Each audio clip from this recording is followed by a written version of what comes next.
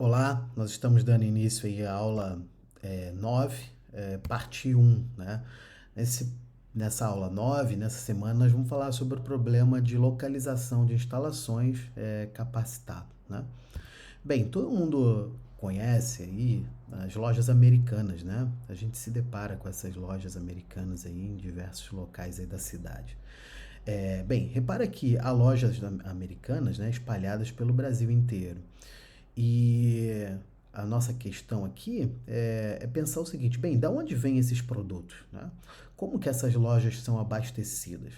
Bem, para responder essa pergunta, repara que existem centros de distribuição onde esses produtos são armazenados, né? E posteriormente distribuídos para essas lojas americanas que estão localizadas aí nas ruas das nossas cidades, né? Bem, o fato é que aonde localizar esses centros de distribuição é uma das questões importantes, né, nesse problema de manter as lojas abastecidas. Cada loja dessa tem uma demanda diferente por produtos diferentes, né? E a localização desses centros de distribuição deve ser feita de maneira estratégica para que é, a distribuição desses produtos para as lojas seja feita da maneira mais barata possível, ou seja, os custos de transporte envolvidos aí nessa logística, né, sejam o menor possível. Então, a questão é aonde colocar esses centros de distribuição e que centro de distribuição atende que loja, né? Então, esse basicamente é o problema de localização de instalações. Aonde colocar nesta aplicação aqui, por exemplo, colocar esses centros de distribuição para atender as demandas dessas lojas aqui por produtos, né? Então, muito bem. Nesse contexto, então repara que aqui eu estou representando os clientes por essas bolinhas em azul e os centros de distribuição por esses triângulos verdes aqui. Então aqui nós temos três possibilidades de instalação de CDs e nós temos aqui um conjunto de clientes que serão atendidos, né, nas suas demandas por produtos por esses centros de distribuição aqui. Então, cada triângulo desse é um potencial local para a instalação de um CD, né? Cada centro de distribuição ou CD aqui tem também uma capacidade, né? A gente não consegue armazenar aqui infinitos produtos, então a gente tem uma capacidade limitada para cada um desses centros de distribuição. Cada CD também a ser escolhido tem um custo de instalação, né? Esse custo de instalação varia de local para local por conta de questões de impostos e tantas outras coisas, né? Então, há um custo de instalação do CD1, do CD2 e um custo de instalação para esse CD3. Por outro lado, cada cliente tem uma demanda estabelecida por um determinado produto, né? Então, além disso, cada rota entre o CD e um cliente tem um custo associado, né? Então, certamente o custo, se aqui a localização desse CD3, como ele está mais perto desse cliente, certamente é mais barato, né, enviar um produto do CD3 para esse cliente aqui do que enviar um produto do CD1 para atender esse cliente de cá, né? Então, cada rota tem um custo, esse custo está associado, claro, à distância, não só isso, mas também associado à distância.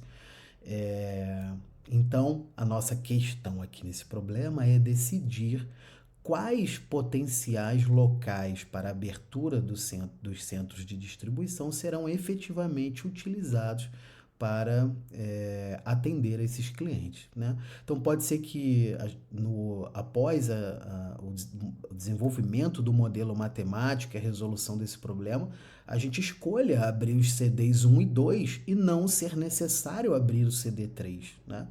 Ou escolha abrir os CDs 2 e 3, ou abrir somente o CD 2 parece ter uma localização mais central aqui nesse exemplo, às vezes só esse CD pode ser suficiente, a soma dos custos é a menor possível quando a gente instala somente esse CD2, enfim. Essa é exatamente a decisão que a gente precisa tomar nesse problema de localização de instalações, né? Nesse problema especificamente, as instalações são esses centros de distribuição, ok? Então, note que essa é uma decisão aí estratégica, né? Já que é uma decisão mais a longo prazo, né? Você não decide instalar um CD, instala esse CD e daqui a 2 anos ou 3 anos você simplesmente desfaz esse CD, né? Então, normalmente, essa é uma decisão estratégica da empresa, né? Ou seja, uma decisão aí mais a longo prazo, ok? Bem, o que eu fiz aqui? Eu coloquei uma situação hipotética, eu gerei aqui 12 clientes e gerei 3 possíveis locais para a instalação dos CDs. Então, os pontos em azul são os representam os clientes, tá? E os pontos aqui em laranja representam os centros de distribuição. Eu gerei isso de forma aleatória, né, para poder a gente ter um exemplo aqui de um problema, tá? E trabalhar em cima desse exemplo. Então, todos esses dados foram gerados, essas localizações foram geradas de forma aleatória, né? Bem, como eu falei antes, aqui eu também gerei de forma aleatória os custos de instalação de cada um desses CDs, né? Então, o CD1 tem um custo de instalação 140, o CD2 130 e o CD3 tem um custo de instalação de 182, ok? Bem, com isso, cada cliente, né? Vamos voltar aqui nessa figura, existe uma rota entre esse CD1, aqui, por exemplo, e esse cliente aqui, né? Essa rota tem uma distância e há um custo associado a transportar um item desse centro de distribuição 1 para esse cliente em azul aqui, ok? Então, bem, isso vale para esse CD1 e para todos os...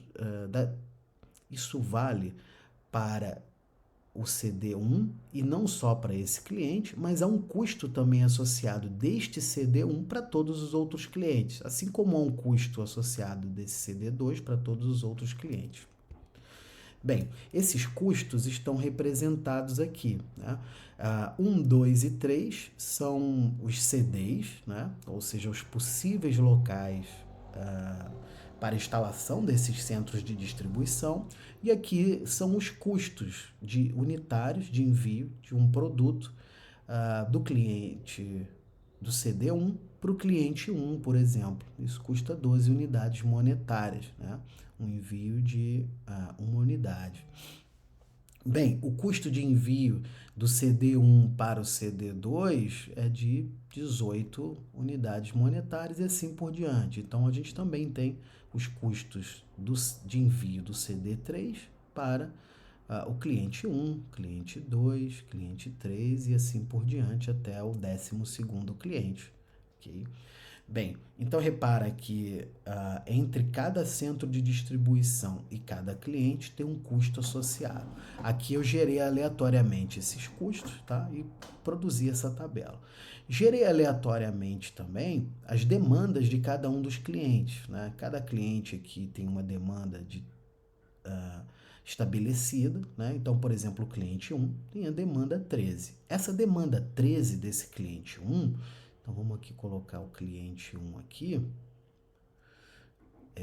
imaginando esse cliente 1 aqui, pode ser que se o CD1 for aberto, esse CD1 pode enviar para cá uma demanda, pode satisfazer, né? Enviar 8 itens e satisfazer dos 13, 8. E o CD2 enviar e o CD2 aqui, enviar 5 itens para o cliente 1 e essa demanda de 13 já ser satisfeita, né? Então, CD2 envia 5, CD1 envia 8 itens e a demanda desse cliente 1 é satisfeita. O CD3 está enviando nada para o cliente 1, né? Então, o que a gente quer descobrir é exatamente isso. Que CDs devem ser abertos e o quanto cada um dos CDs abertos está enviando para cada um dos clientes, certo? Então, nesse problema nós temos aqui 12 clientes com as suas demandas, os custos unitários aqui entre cada CD e cada cliente, os custos de instalação desses centros de distribuição e as capacidades de cada um desses centros de distribuição. Então, o centro de distribuição 1 não pode enviar mais do que a sua capacidade, né? Muito bem.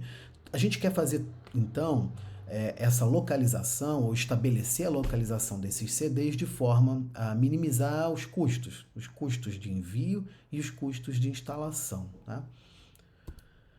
Muito bem. Então, quais são as decisões a serem tomadas? São duas decisões simultâneas. Eu quero determinar quais dentre os 3 CDs aqui disponíveis deverão ser efetivamente abertos, né?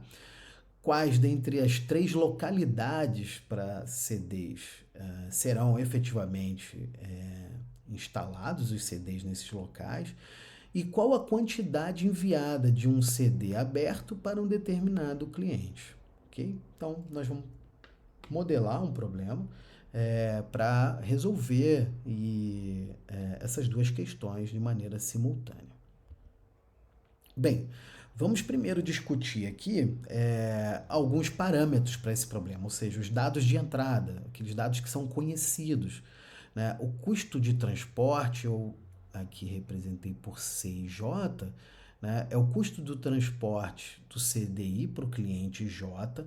O índice I vai sempre representar centro de distribuição e o índice J aqui na nossa aplicação vai representar o cliente, ok?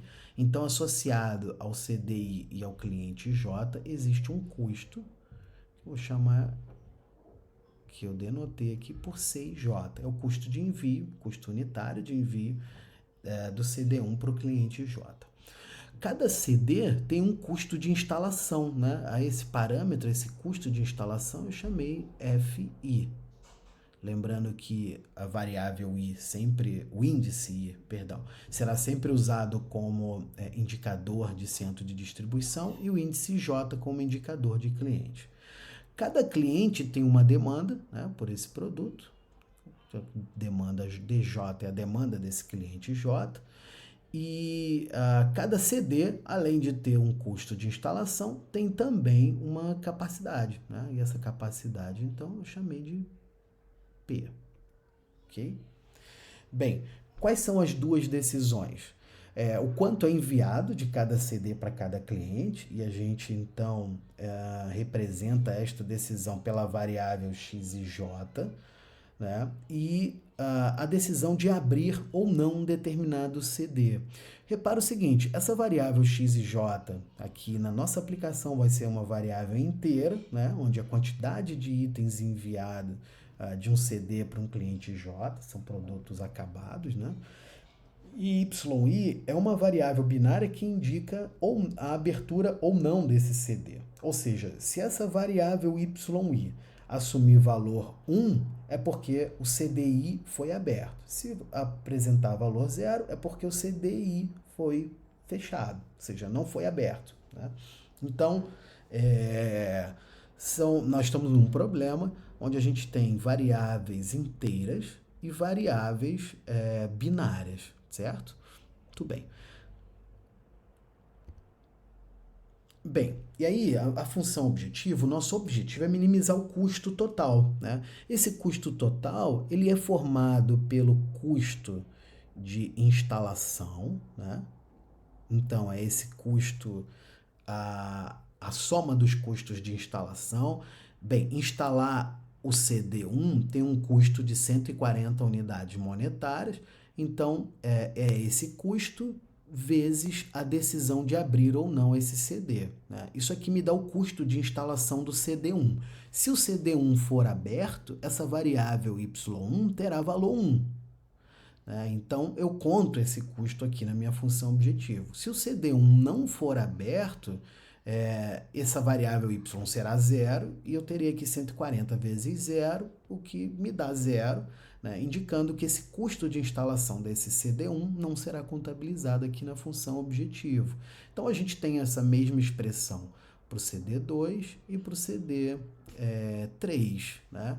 Então, aqui o que a gente tem são os custos de instalação, né? Esses três primeiros termos nesse somatório, e depois a gente tem uma soma dos custos de envio, né?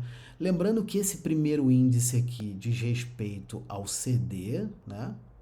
E esse segundo índice aqui diz respeito aos clientes, né?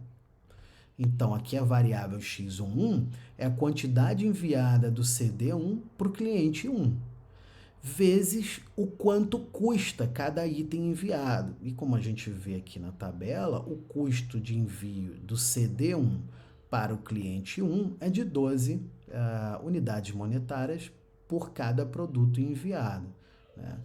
Então, o custo total de envio, né, é 12 vezes x1, ok? Mais o custo de envio do CD1 para o cliente 2. Esse custo está aqui como 18. Então, é 18 vezes a quantidade enviada por essa rota, né? Então, nós vamos fazer isso para todos os CDs e para todas as possibilidades de rotas, né? De atendimento desse CD1, da demanda desses clientes pelo CD1, pelo CD2 ou pelo CD3. Então, nós vamos somar isso aqui tudo, ok? Até que eu chegue aqui no CD3, né? O CD3 envia para... o custo de envio do CD3 para o cliente 1 é de 8 unidades monetárias, né? Então, a variável x31, que é o quanto eu envio, vezes o custo unitário aqui, que é 8, ok? Mas, até que eu envie aqui, faltou aqui, né? Teria que ter uns 3 pontinhos aqui. Mais esse termo aqui, que é o custo de envio, né, do CD3 para o 12º cliente, para o último cliente, né? Então, o quanto eu envio do CD3 para o cliente 12, vezes o quanto custa enviar cada um desses itens, né? Então, isso aqui dá 4,1 vezes essa quantidade. Ou seja, essa soma total aqui está envolvendo todos os custos associados ao problema. Custo de instalação mais os custos de transporte, ok? Essa é a nossa função objetivo. É claro que a gente quer tomar uma decisão tanto de instalação dos CDs quanto de envio que minimize essa soma toda. Bem, quais são as restrições desse problema? Primeiro, eu vou falar aqui sobre as restrições de atendimento de demanda, né? Cada cliente tem uma demanda que precisa ser atendida. Então, a demanda do cliente 1 é de 13 unidades, né?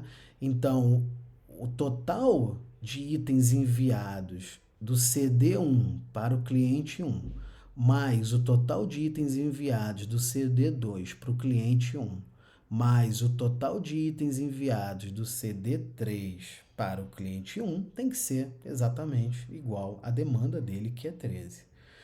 Bem, para o cliente 2, a demanda dele é de 26 unidades desse produto, né?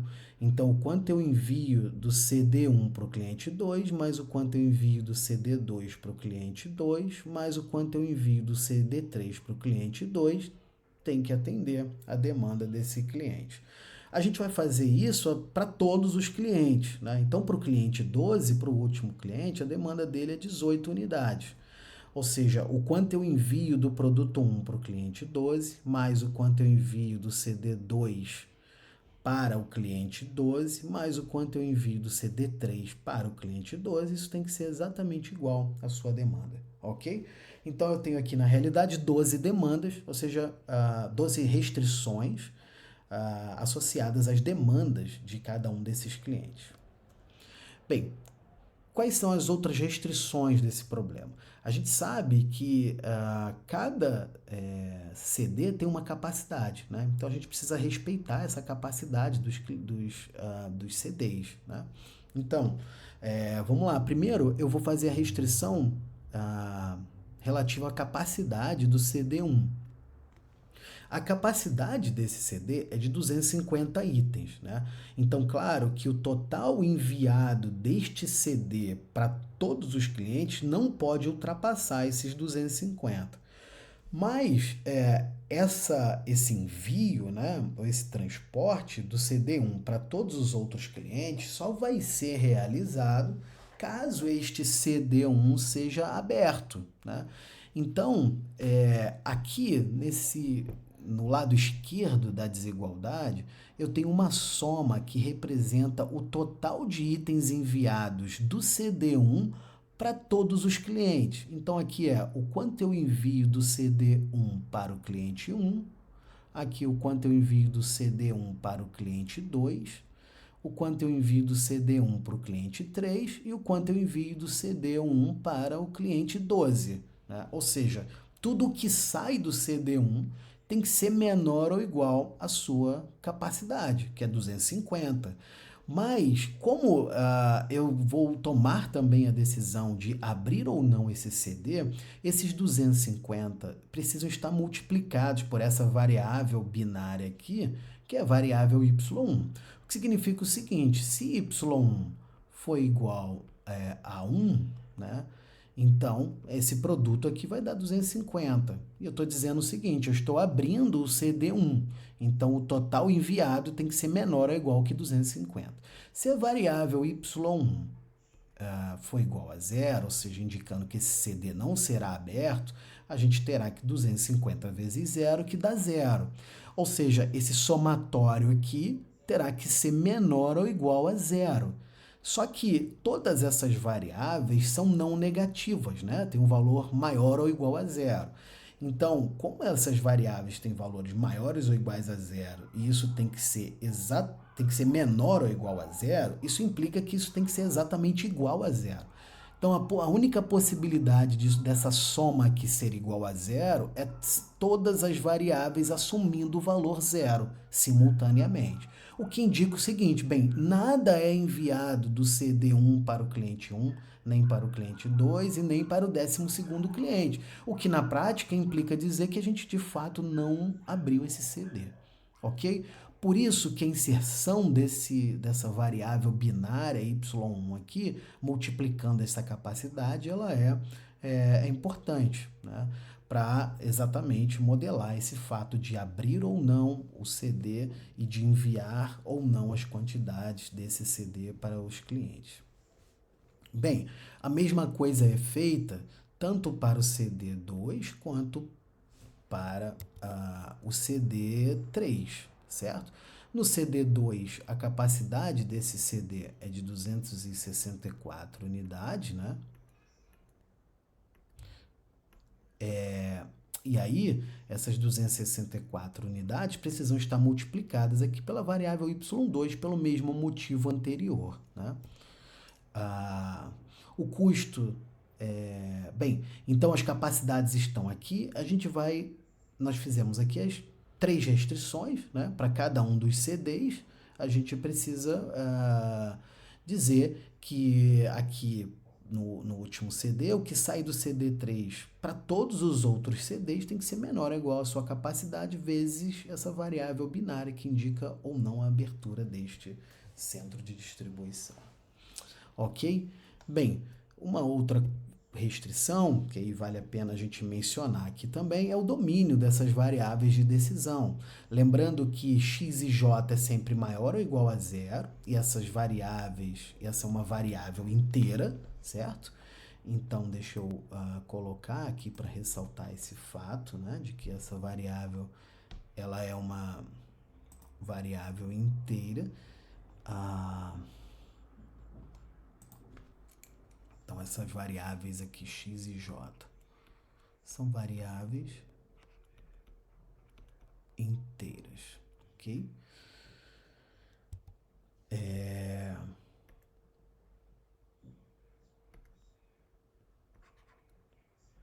E as variáveis do tipo y, né, são variáveis binárias, ou seja, cada y assume valor nesse conjunto aqui, 0 ou 1. Ok? Com isso, a gente tem, então, o modelo matemático finalizado, né? Ou seja, recapitulando aqui, a gente tem uma função objetivo que minimiza a soma dos custos de instalação mais os custos de transporte, as restrições de atendimento de demanda, ou seja, cada cliente tem que ter a sua demanda atendida, né? E a gente tem as restrições de capacidade dos CDs, onde cada CD aberto, né? Ou seja, a variável y associada a esse CD tem que ser igual a 1. Se for igual a 1, a quantidade enviada tem que ser menor ou igual que a capacidade total desse CD, ok? E também as restrições com domínio das variáveis de decisão. Bem, com isso, a gente tem, então, um modelo matemático mais geral, é um modelo que diz, eu vou minimizar. Esse aqui são os custos de instalação mais os custos de transporte, né? Lembrando que FI é um dado de entrada, eu falei alguns slides atrás, né? FI representam os custos de instalação, os CIJ representam os custos de transporte, e aqui eu tenho o primeiro bloco de restrições, que é um bloco de restrições de atendimento das demandas dos clientes. Aqui um outro bloco de restrições que é de capacidade máxima de cada um dos CDs. E aqui o domínio das variáveis de decisão desse problema, né?